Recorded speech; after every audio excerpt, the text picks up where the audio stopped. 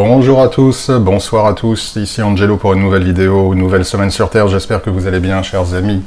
J'ai voulu partager aujourd'hui dans cette vidéo une petite anecdote personnelle qui, je le précise, n'a absolument aucune utilité concernant l'action positive que j'ai faite. Ce n'est absolument pas la raison pour laquelle je poste cette vidéo, cela on s'en fiche complètement. Je partage cette expérience au vu du résultat de cette action et du message que nous pouvons en retirer, non seulement pour aujourd'hui, mais pour l'avenir et pour les années à venir. Et je préciserai évidemment à la fin de l'anecdote. Il y a quelques jours de cela, j'étais en voiture, je ne sais plus où j'allais probablement faire des courses ou quelque chose comme ça, bref. Je me retrouve en voiture et je suis à un feu rouge. Je tourne la tête et je vois ce pauvre malheureux, ce sans-abri, ce SDF, qui est présent sur le bas-côté. Nos regards se croisent. Dès qu'il me voit, il vient vers moi. J'avais la vitre fermée et lorsqu'il s'approche, je baisse la vitre. Évidemment, je savais pourquoi il venait. Et j'ai toujours, généralement, avec moi quelques billets, j'ai un peu de cash. Mais cette fois, je n'avais vraiment rien du tout. Et j'étais très, très embêté pour cela, car je n'avais rien à lui donner. Je baisse la vitre et bien évidemment, il me regarde et me demande si je peux l'aider. Je lui explique avec gêne que d'ordinaire j'ai de l'argent, mais que cette fois je n'ai rien. Je prends même mon portefeuille et je l'ouvre devant lui pour ne pas qu'il pense que je lui dis n'importe quoi. À ce moment-là, il me dit « Oh, c'est bon, vous en faites pas, c'est pas grave ». Et là, je regarde à côté, au niveau de l'ouverture de la porte, il y a une petite, on va dire un petit compartiment, et je vois quelques pièces de 25 centimes de dollars. Rien du tout, peut-être 4 pièces, 3-4 pièces. Au mieux, cela faisait $1. Et je prends ces pièces et je lui dis « Écoutez, je suis désolé, je n'ai que ça, mais c'est ridicule, je ne vais pas vous insulter en vous donnant ces pièces. » Et là, il me dit « Non, non, au contraire, toute aide, ne vous en faites pas, avec plaisir. » Je lui donne ces pièces et généralement, je suis toujours le premier à dire que Dieu vous bénisse, que Dieu te bénisse. Mais là, à ma grande surprise, d'emblée, il me dit que Dieu te bénisse. Évidemment, je lui réponds la même chose. Il s'éloigne pour se remettre sur le trottoir et je ferme la porte de la vitre. Le feu est toujours rouge, car ici aux États-Unis les feux sont éternellement longs. Et tandis que je suis en réflexion par rapport à ce qui vient de se passer, j'entends un bruit klaxon. Je regarde dans le rétroviseur, me demandant quel est le problème du conducteur de derrière. Et en fait, à ce moment-là, je vois qu'en réalité ce n'est pas moi qui le klaxonne. Il klaxonne au malheureux. Il appelle le malheureux et il tend par la fenêtre, par le pare-brise, enfin par la fenêtre de sa voiture, il tend un billet, je ne sais pas si c'était 5 $, 10 $, 3 $, peu importe. Et le malheureux arrive, le remercie, et cet homme lui donne les billets, le ou les billets.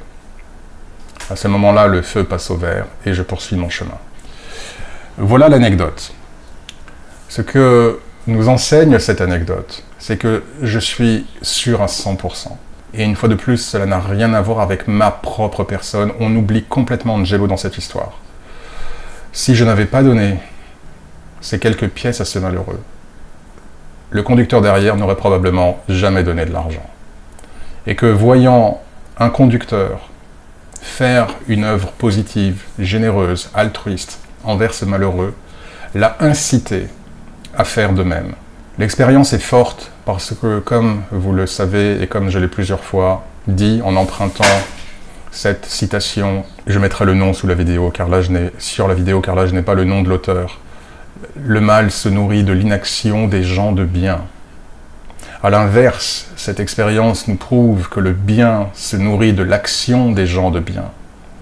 Et la raison pour laquelle j'ai voulu faire de cette anecdote, de cet épisode, une vidéo, c'est que, chers amis, nous sommes à une époque dans le monde, en Europe, en Occident, nous allons dire, et particulièrement pour vous en France, nous sommes à une époque de déconstruction totale des références et des valeurs.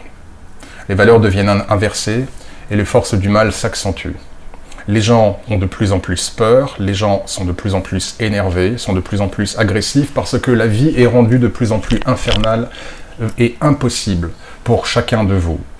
Outre le fait que cela soit bien entendu voulu, puisque les forces du mal veulent déconstruire les piliers divins, les piliers religieux et spirituels, la lumière divine qui anime chaque individu sur Terre, et non seulement souhaitent générer les conflits et la division, mais également la peur, et par la peur, le renfermement des individus sur eux-mêmes, ce qui aboutit à l'ignorance envers les autres. Une augmentation exponentielle de la lumière d'ego et narcissique. C'est exactement ce que veulent les forces du mal. Et que dans ce cas de figure, bien évidemment, la vie étant de plus en plus intenable, étant de plus en plus difficile, étant de plus en plus violente et dangereuse, bien évidemment, le réflexe naturel de la plupart des humains, dont certains d'entre vous compris, est d'ignorer les autres, et de fermer les œillères, et de fermer la porte, de fermer les volets, de ne plus se soucier de ce qui se passe dans la vie des autres, parce que vous comprenez, la vie c'est tellement dur, on va déjà prendre soin de soi. Et les autres, franchement, on n'a pas le temps. Déjà qu'on n'arrive pas à prendre soin de soi, alors en plus, s'il faut que je commence à m'inquiéter du sort des autres, non. Et cette attitude, évidemment humainement compréhensible, basée sur la peur et sur l'angoisse, est ce qui va contraindre, ou du moins pousser, les individus à devenir de plus en plus narcissiques, de plus en plus égotistes, de plus en plus indifférents à la souffrance et au sort des autres, de leurs autres frères et sœurs humains, également enfants de Dieu. Et que ces peurs-là, qui aboutiront à ces comportements-là, permettront aux forces du mal de continuer à se déployer avec d'autant plus de violence et de joie, et limitera considérablement la lumière divine en chacun de nous, et dès lors, le volume de lumière divine sur Terre, c'est ce que nous devons empêcher. Et vous le pouvez, à votre niveau. D'où cette anecdote que je vous ai relatée. Que les temps soient durs et qu'ils deviennent de plus insupportables, avec de plus en plus de contrôle, de plus en plus de restrictions, de plus en plus de pauvreté, et de disette, de guerre, et de peur, et de maladie, et que sais-je encore. Que cela ne vous conduise pas, malgré ces circonstances, à ignorer ceux qui sont autour de vous, et au sein de ces personnes, ceux qui pourraient avoir besoin de vous. Parce que la seule manière de faire triompher les forces du bien sans attendre le courroux de Dieu et sans attendre toutes ces choses horribles prédites dans les Écritures, est que l'humanité commence à se réveiller et à dire stop.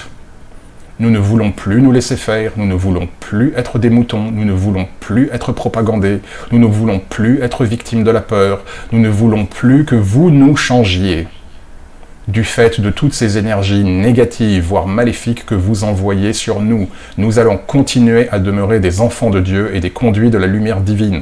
Aussi, à chaque fois que nous pourrons faire quelque chose de bien, nous le ferons. À chaque fois que nous pourrons nous ouvrir pour une personne en difficulté, nous le ferons. Parce qu'en le faisant, d'autres nous verront. Ils verront que nous agissons de cette nature. Et de la même manière que ce conducteur derrière moi a vu un conducteur, votre serviteur, faire un acte généreux envers ce malheureux, ce qui l'a conduit à faire lui-même un acte généreux, les personnes qui vous verront être dans votre cœur et continuer à servir Dieu et le Christ, en étant dans l'empathie, la générosité, l'entraide, etc., voudront faire comme vous. Peut-être pas tout le monde, mais si sur 10 personnes qui vous regardent, ne serait-ce que une, 10%, suit votre chemin, et que de cette même personne, en commençant à être de cette nature également, en prenant ce chemin, peut en influer 1 sur 10, et ainsi de suite, 1 sur 10, 1 sur 10, 1 sur 10, à l'échelle d'un pays, à l'échelle d'un continent, et à l'échelle du monde, ça commence à faire beaucoup de gens qui empruntent le même chemin, et qui ne se laissent plus faire, et qui ne subissent plus les forces du mal, et qui n'acceptent plus d'être transformés par les forces du mal. Parce que, chers amis, que ce soit ici aux États-Unis ou que ce soit en France, il y a des gens qui, toujours, plusieurs années après l'épisode 2020-2021, continuent à être comme ce monsieur sur cette image. La peur est forte et ils sont très très forts pour inscrire en l'humanité des réflexes pavloviens de peur, et de la peur découle l'agressivité, de la peur découle l'égoïsme, dès lors l'indifférence, l'inhumanité. Nous ne voulons pas cela, nous valons mieux que cela. Aussi, souvenons-nous de ces doubles phrases.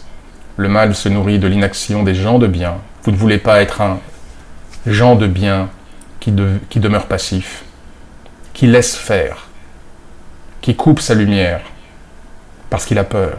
Vous voulez au contraire appliquer la seconde citation. Le bien se nourrit de l'action des gens de bien. Et Dieu va avoir besoin de nous. Parce que les temps vont continuer à être sombres, ils vont continuer à être difficiles, ils vont continuer à être effrayants. Et que c'est justement dans ces moments-là, et à cette période-là de votre vie, que vous passerez ces tests en prouvant que, nonobstant l'environnement, nonobstant la pression des forces du mal, cela ne vous fait pas changer. Cela ne veut pas dire que vous pourrez faire tout pour tout le monde tous les jours de votre vie. Dieu ne vous le demande pas. Et cela veut dire qu'à chaque fois que vous vous sentirez de le faire, même si cela doit vous coûter, peu importe les conséquences, vous n'aurez pas peur de vous mettre debout et de dire « je fais ce que mon cœur exige, je vais là où cela me semble juste ». Car il y a beaucoup de gens qui se sont perdus en 2020-2021, qui ont fait des choses qui n'étaient pas justes, et qu'ils savaient qu'elles n'étaient pas justes. Mais la peur a eu prise sur eux. Vous ne voulez pas que cela se reproduise. Parce que les temps à venir vont être, et vous le voyez bien, les temps vont continuer à être de plus en plus difficiles. Donc c'est parce que les temps vont continuer à être de plus en plus difficiles que le monde aura encore plus besoin de gens de bien qui demeureront dans l'action, quoi qu'il en coûte et quelles que soient les circonstances. Voilà, chers amis, je vous laisse réfléchir sur ce message et sur cette petite anecdote. Merci à tous pour vos messages. Je vais essayer de prendre cette semaine qui vient pour répondre en texte à quelques-uns des commentaires. J'ai pas mal de retard à mettre des cœurs. Je suis en train d'organiser mon retour en France, donc forcément j'ai peu de temps, mais je ferai au mieux pour lire vos messages, y répondre si je le peux en commentaire, ou au pire mettre des cœurs, mais tous les commentaires sont et seront lus, et je vous suis infiniment reconnaissant. Merci chers amis, prenez bien soin de vous, je vous souhaite une très très bonne semaine. Prenez également soin de ceux que vous aimez et qui vous aiment, et en attendant la prochaine vidéo, que Dieu vous bénisse.